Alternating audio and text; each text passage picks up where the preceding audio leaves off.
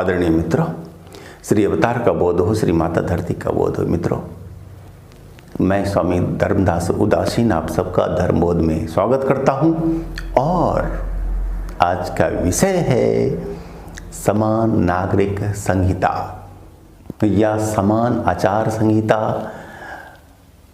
Common civil code. आपने सुना है? सुने?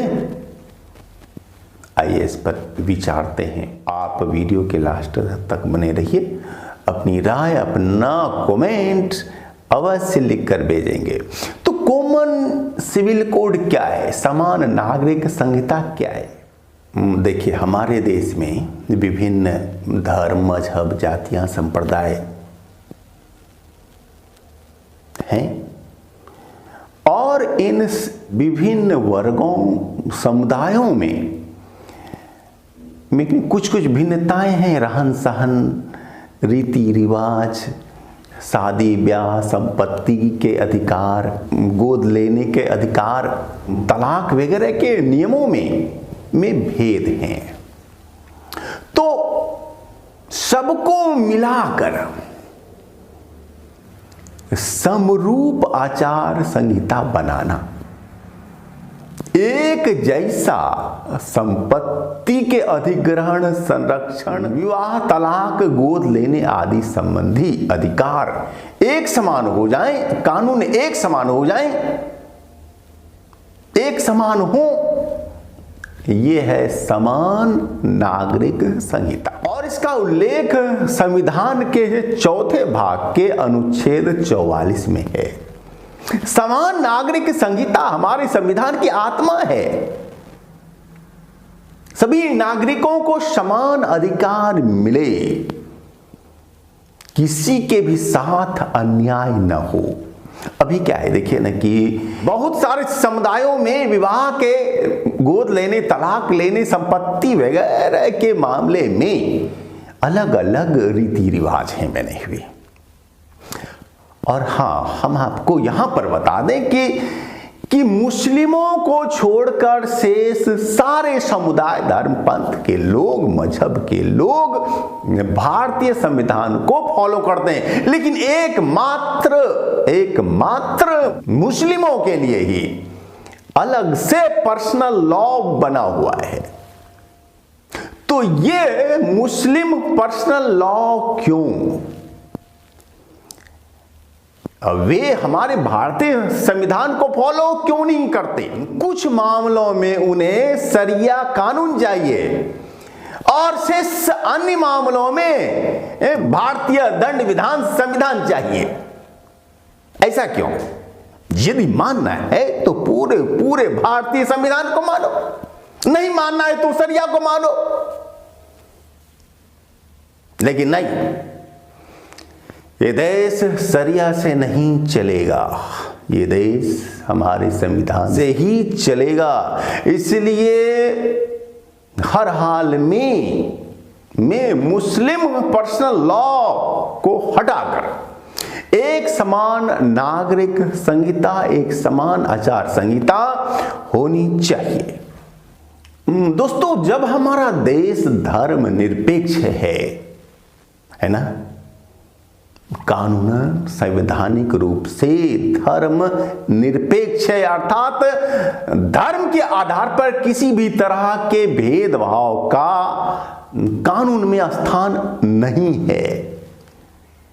यानी कि कानूनन रूप से सारे नागरिक एक समान हैं, धर्म के आधार पर किसी भी तरह का भेदभाव नहीं हो सकता है। तो फिर ये क्यों, ऐसा क्यों मुस्लिम पर्सनल लॉ बोर्ड है? और यह तो एक प्रकार से विधि के शासन और संविधान की प्रस्तावना का ही उल्लंघन है। और दोस्तों, आपको पता है कि सुप्रीम कोर्ट ने भी इस संबंध में केंद्र सरकार से बहुत बार उसकी राय जानी चाहिए है, अर्थात दबी जुबान से समान नागरिक संहिता को लागू करने की मंशा जाहिर की है सरकार से। लेकिन सरकार अब तक एक समुदाय को खुश करने के लिए वो ऐसा स्टेप नहीं ले पा रही है। लेकिन इसके लिए भी हमें आवाज उठाना होगा। इसके लिए भी पूरे देश से आवाज उठनी चाहिए। आप जहां हैं वहीं से आवाज उठाइए, बोलिए, तो आपकी आवाज एक दिन सरकार के कान तक पहुंचेगी। आप अपने को छोटा न समझें। आप जहां जिस अवस्था में हैं उसी अवस्था से अपने आसपास, अपने दोस्तों, अपने मंचों, जहां भी आपको बोलने का अवसर मिलता है आप जरूर बोलिए और इस बात का समर्थन कीजिए कि समान नागरिक संहिता लागू हो और अतिशीघ्र लागू हो। और दोस्तों, अगर समान नागरिक संहिता हो जाता है लागू, तो क्या होगा?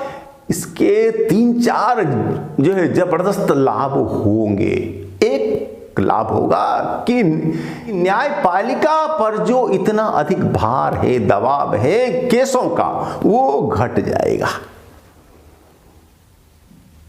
इसका एक बहुत बड़ा लाभ होगा। दूसरा लाभ होगा कि महिलाओं की स्थिति में सुधार होगा।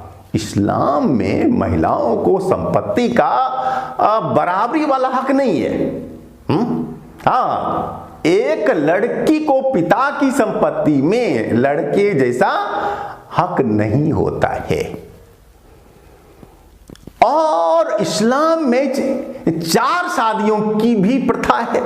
4 शादियां तक वे कर सकते हैं। और इससे क्या होता है? इससे महिलाओं की स्थिति परिवार में बड़ी ही हीन है हो जाती है। और तीसरा लाभ है कि इस आधार पर जो अभी वोट बैंक की राजनीति होती है वो राजनीति भी बंद हो जाएगी। तो ऐसा भेदभाव क्यों है कि भाई मैं केवल एक शादी करूं और मेरा सामने वाला जो टोपी वाला है दोस्त, वह 4-4 शादियां करे? उसके लिए 4 तक की आज्ञा है और हमारे लिए केवल एक। ऐसा भेदभाव क्यों? आपका ख्याल क्या है? आप अपनी राय अवश्य लिखकर भेजिएगा। धन्यवाद।